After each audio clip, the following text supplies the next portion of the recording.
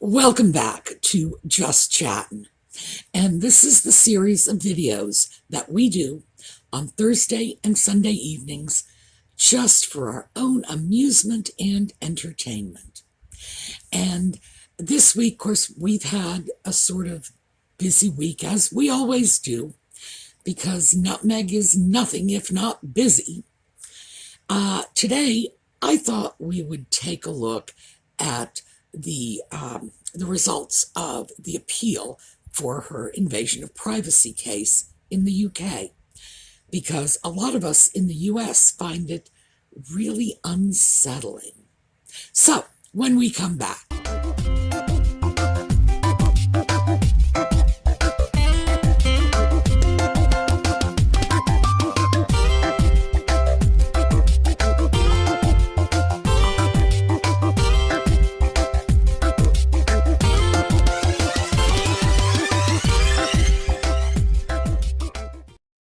So why is it that we as Americans would find this strange? Especially since, as we all know, American jurisprudence comes from British jurisprudence. When we think of our rights as individuals, we can trace them right back to the Magna Carta and Bad King John and Robin Hood, frankly. No, obviously not Robin Hood, but that is what we tend to think of when we think of King John. We don't tend to think of the Magna Carta. But in fact, most of our rights as individuals do go back to that document and to the British ancestry of our country. But some things apparently are a little different. All right, come here. There you go. They got to see a bad kitty. Go away now. Come on, I love you. Go. There we go. Sorry about that. He has been exceptionally emotionally needy. So it's worse than children.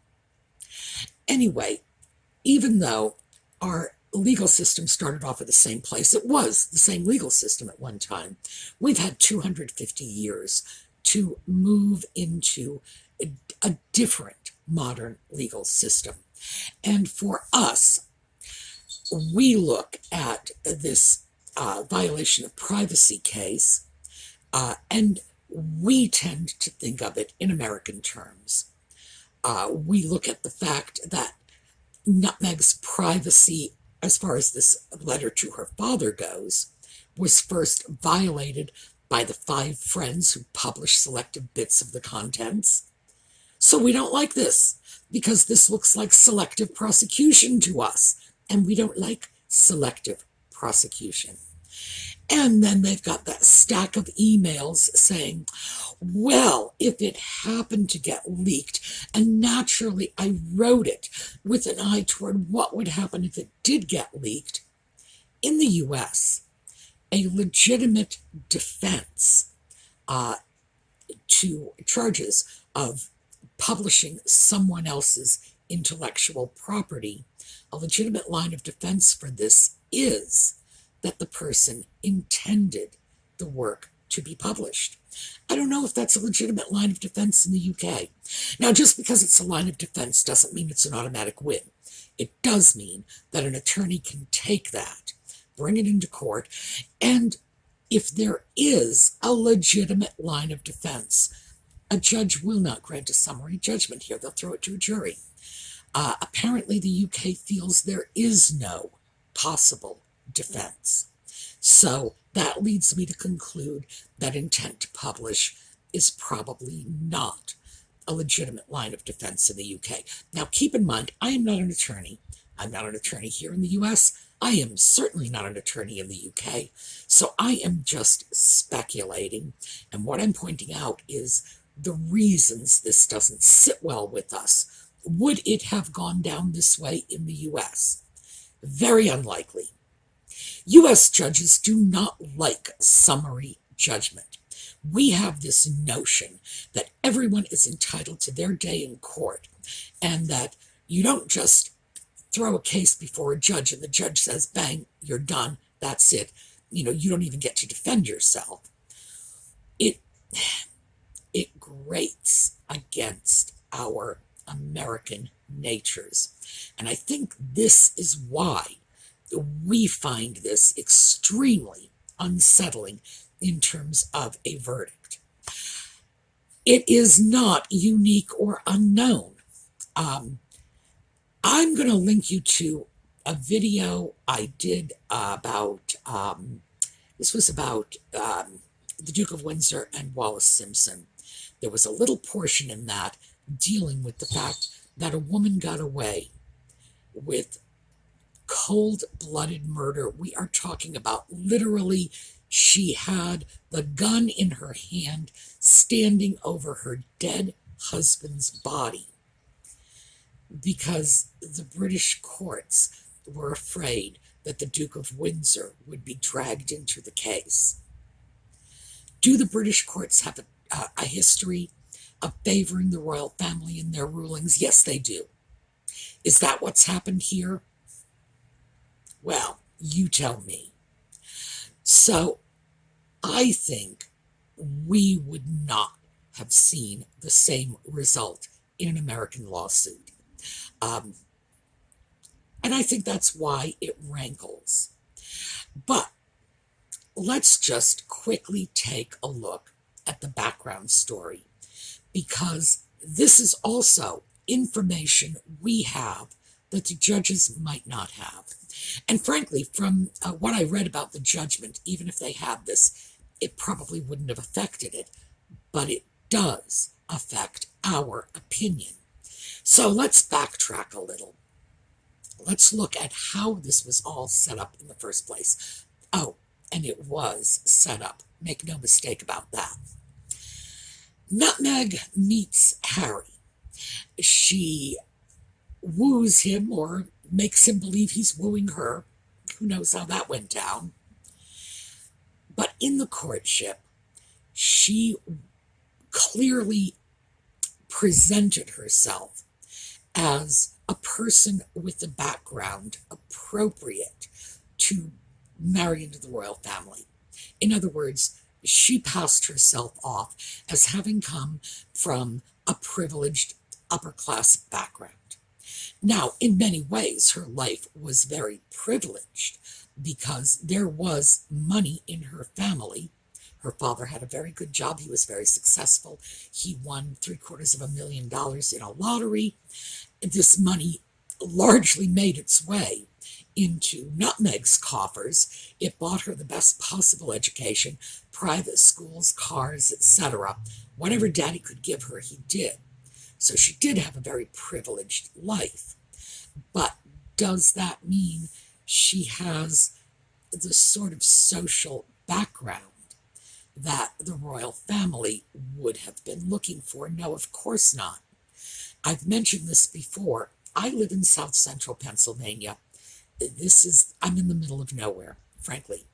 2 stoplights. Like, seriously, 2 stoplights. A car hit one of the stoplights one day, and they had to put police all over the downtown area because it knocked out the alarm systems for banks and so on. Yes, really, middle of nowhere. And her father grew up about 30 miles from here.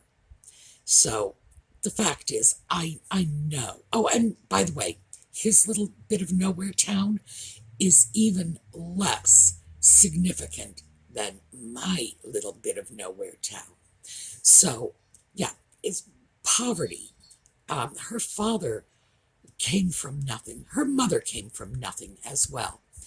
And as the wedding loomed near, Nutmeg had to deal with the fact that all of her family not only were like one step out of the trailer park, but they looked it and they acted it.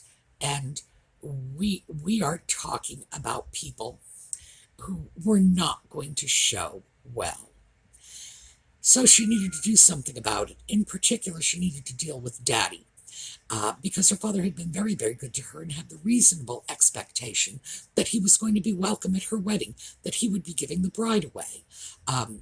Everything, and he has said this, she was what his money made her.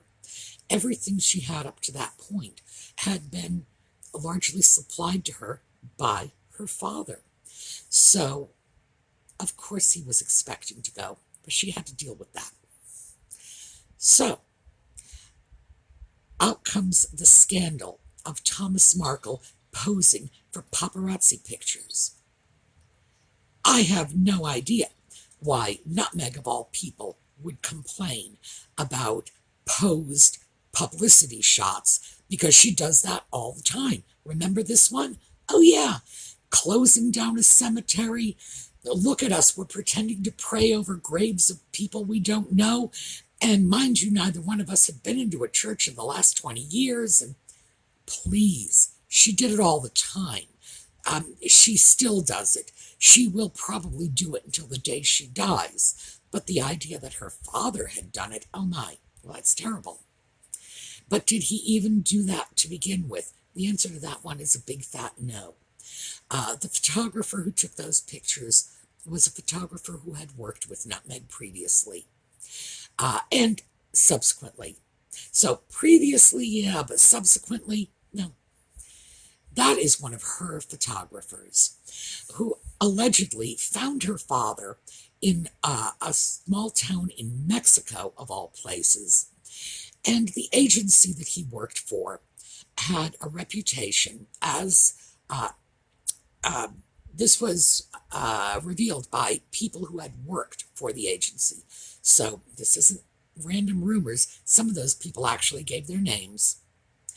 They had a reputation for selecting their targets, taking embarrassing photos of them, and then saying, well, give us a chance to get some good photos and we'll throw these in the trash.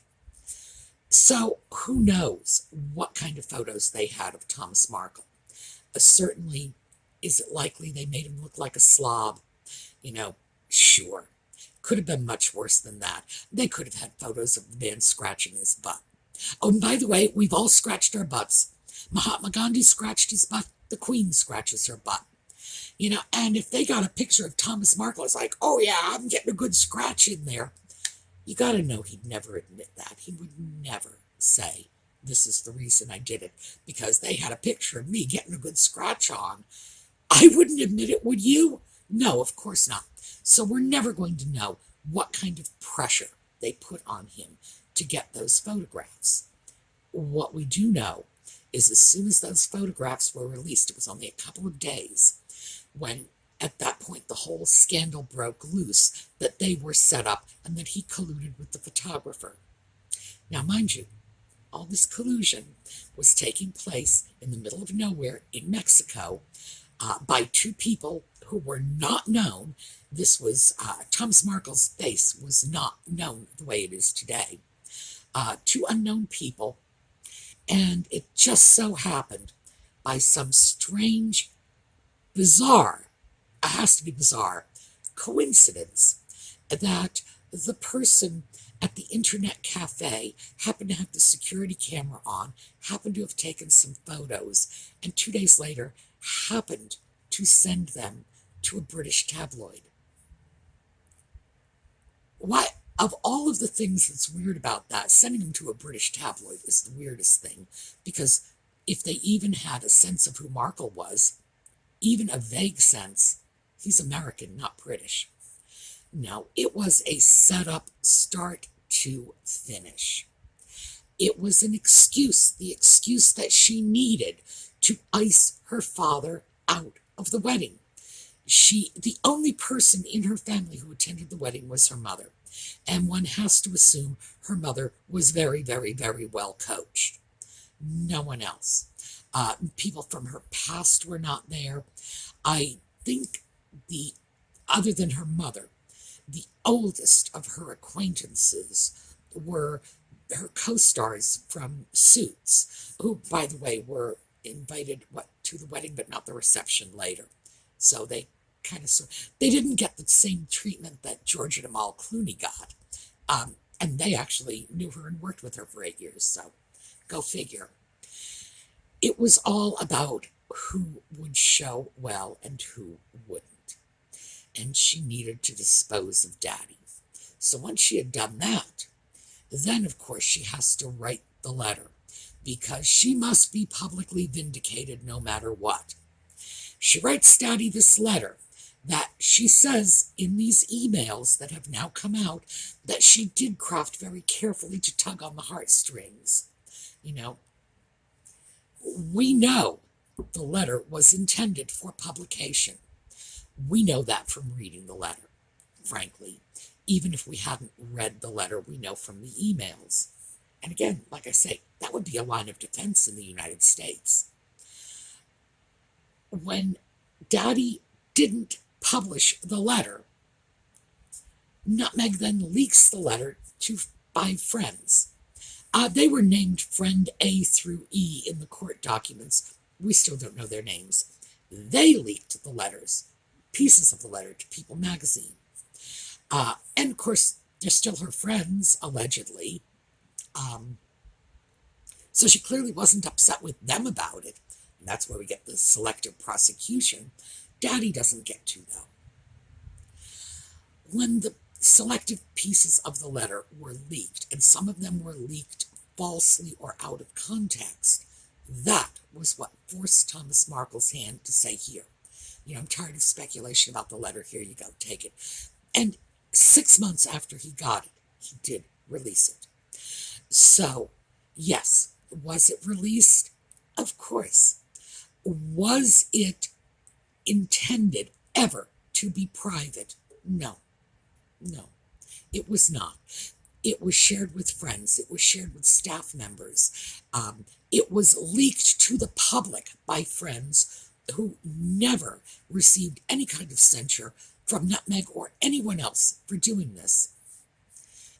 It's just that when her father did it, bang, then we start the lawsuits. So this is what we see. This is why we are unhappy about this. What can I say? More and more bizarre. This is not the end of the legal process available to the Sun. They can take this up one more layer of appeal in the UK, and then they can take it to some sort of oversight body in Europe. We don't have that available to us here in the US. In the US, you hit the Supreme Court, and that is your court of last resort, no matter what. We do not allow an international body to overrule anything that is settled in the U.S. courts. It's not how we roll. Maybe that's a good thing, maybe that's a bad thing. I don't know. I'm not inherently a very political person, so I don't really care. What we have left with at this point is Nutmeg is claiming a wide-sweeping victory. She was complaining about how patient she's been in the face of deception, intimidation, and calculated attacks. She complained about them twisting the facts, manipulating the public. It's a model that rewards chaos over truth. All right, see, I need a minute here. Okay, my apologies. Now I'm going to laugh. Okay, sorry. The idea that Nutmeg, of all people, would be complaining that someone else is manipulating the public, that someone else is distorting the truth, that someone else values chaos over truth is, oh my goodness. It's keeping a straight face is absolutely killing me at this point. But we must remember that Saint Nutmeg of Montecito has actually done this for us, standing up for what's right, as she always has, out of the goodness of her heart, and that the multi-million-dollar verdict that's hanging in the balance is totally irrelevant, because any one of us could one day face the wrath of the tabloids. So, we're going to take a minute, because you know I got to get off camera so I can laugh about this. But let's just take a moment of quiet contemplation for how fortunate we are to have this woman among us.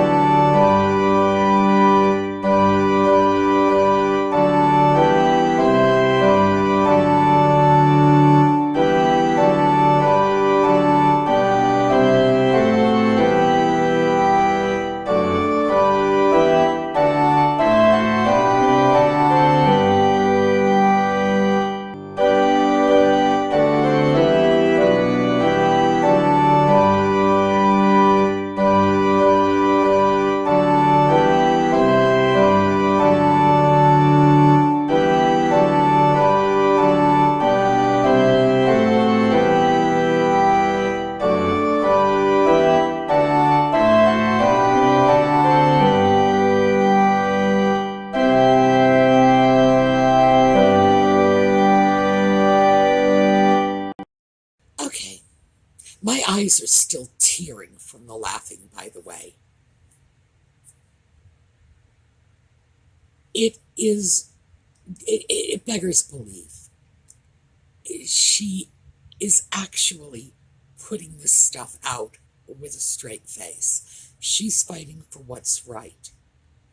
When in fact, she connived, set the whole thing up, crafted a letter full of insult and accusation, innuendo, lambasting her father for doing actions that she set in motion in the first place. Well, you got to admire her chutzpah. You really do. Very few of us have the intestinal fortitude to pull that off. So I would have to say that even though Nutmeg is viewing this as a major victory, the opera ain't over till the fat lady sings, and I have a feeling the fat lady ain't going to sing for a while on this one. Not only the Sun, but all of the British tabloids can get a lot of mileage out of this story. That's one thing that Nutmeg is right about. They can get a lot of mileage out of it. Of course, so can she. She leaves that part off the table. Are they going to appeal? Probably. Why not? By appealing, they are in fact generating a publicity machine for themselves, for Nutmeg, but hopefully, the publicity will favor the tabloid rather than Nutmeg, but they have a publicity machine going. They will sell more papers if they have the opportunity to publish the story of the appeal process if they take it to the next step. They will have more time to uncover more incriminating evidence. They've already done a pretty gosh darn good job of that so far. Is it likely they will appeal? Very, very likely. Because keep in mind, their alternative to appealing is writing Nutmeg a check and publishing a front page apology. So they're going to see if they can avoid that. I feel the appeal process, therefore, is extremely likely. And any number of things can happen between now and then. Who knows? One of the 5 friends, because, she doesn't maintain relationships for any length of time. One of the 5 friends may end up sort of turning on her. Who does she even speak with that she was friends with, 10 years ago? The woman is 40, so one would expect that she would have friends from earlier in her life, that she would still be talking to people she knew from college. We don't see any of that. Relationships are very disposable to her, and eventually at least one or more of those 5 friends who originally published snippets of the letter, they'll fall by the wayside and they'll talk, because the staff is talking now. It's only a matter of time before other people do it, and that's more material to to bolster the appeal process for the tabloid. So, appeal very, very likely. Does anyone actually believe that Nutmeg's privacy was invaded? I don't think so. I think we are all pretty clear about the fact that the only person who's violating her privacy is herself. She wants to be on the front pages, and she does whatever it takes to get there. So, hey, she's just getting what she wants. More press. All right. That's what I have for you today. We are, 4 days away from our next installment of Just Chatting. You got to know they're going to come up with something. Oh, one quick thing before we go out. Last time in the comments, people were talking about Megxit and what the little catch term was going to be when Nutmeg and Harry, the sock puppet, eventually leave California so that she can establish herself wherever else it is she needs to establish herself. And here's my candidate, Monty DeLito. That's what I'm looking forward to. So let me know what you think. All right, the giveaways are still going on. Go check out the SueMe Angels Facebook page. We are so pleased to have you over there. It's a great group. And of course, the giveaways are going into high gear because we are starting to hit the big giveaway season. Now, these are not, there's no religious intent here. If you are not a Christian, go on over. They're not Christmas presents. They're holiday presents. They're thank you for watching the video presents. So don't let the Christmas season put you off from this. Nothing is pushing one holiday over another. And I just wanted to say that because I think it was 2 years ago, I got a comment from someone saying, but I'm not a Christian. It's like, so, please, does that mean I can't give you a present? No, it doesn't. All right, check out the giveaways. I will see you all Thursday evening. Let me know in the comments what you think about the verdict. Fair, unfair, could it happen in the U.S.? What do you think? And I'll catch you all next week.